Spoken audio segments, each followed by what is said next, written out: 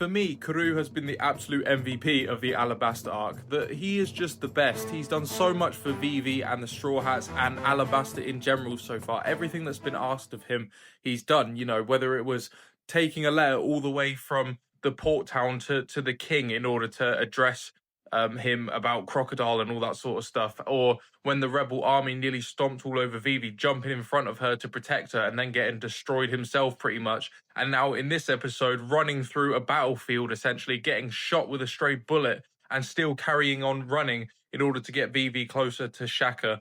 In order to stop this war, I think Karoo is the absolute MVP. And seeing that little montage of him and Vivi as a kid, you know, them sort of growing up together and stuff like that, and how much they care about each other, their friendship, and how Karoo has sort of become a little a temporary member of the Straw Hats right now, and he's become friends with everybody else.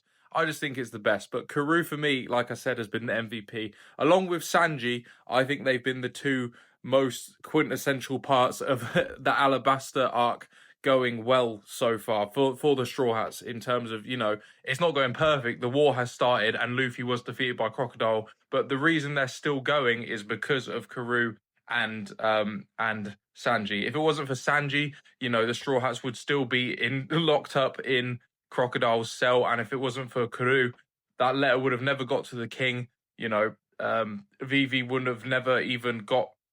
She probably would have died in that stampede from the rebel army. So, but yeah, just shout out to Karoo, man. I love him, and he's just adorable. He's great. Him and the Supersonic Ducks are all the best. In this episode, we got to see a little bit more of the Baroque Works versus the Straw Hats. Specifically, we got to see Chopper fight Mr. Four and Miss Merry Christmas. Mr. Four has this really weird baseball ability where he's really strong and he carries this really heavy baseball bat. And when he hits this baseball, it explodes. It's on like a timer and it explodes. And he also has a dog that's also a gun that shoots out the baseballs. But something very interesting was told in this episode by Miss Merry Christmas, and that is the fact that it's not just people that can consume devil fruits to gain powers. Also, things can, because the gun that is shooting these baseballs was just a gun that somehow consumed the mut fruit, I think it was called, which turned him into a dog, which made him into like a gun dog thing.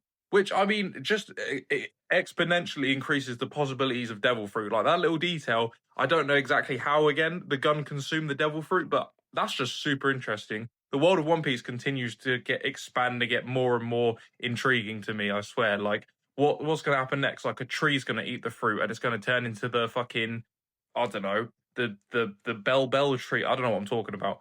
But you know what I mean? There's just so many possibilities now. We also got a little bit of a showdown between Zoro and Mr. One and his partner. And for some reason, Zoro just let them walk right past him, heading straight towards Nami. Like, he didn't even try to defend her, which I just thought was hilarious. Nami was sort of taunting them. And then they walked past Zoro, and Zoro was like, "Hey, what are you doing?" And he just let them past. He didn't try and attack them or nothing. I don't know if he'll chase them or not, but I just thought that was funny. And also, Sanji versus Bon Clay is going to be happening soon, and I think that's going to be really fun. Bon Clay is such a fun villain to watch. He's one of my favorite members of the Baroque Works for sure. Him chasing down Vivi and Karoo was hilarious and terrifying at the same time. And I think Sanji versus Bon Clay is a very interesting matchup because we know. You know, you have the Kempo of Bon Clay and then the kicks, the fighting style of Sanji, which is really fun to watch as well. So I think these two are going to be a very interesting matchup and it should be a lot of fun. But yeah, this was a very great episode. Like I said, Karoo is the MVP alongside Sanji, and let's see what happens next. Is Vivi going to be able to meet Shaka before everybody gets slaughtered? I don't know. We'll have to see.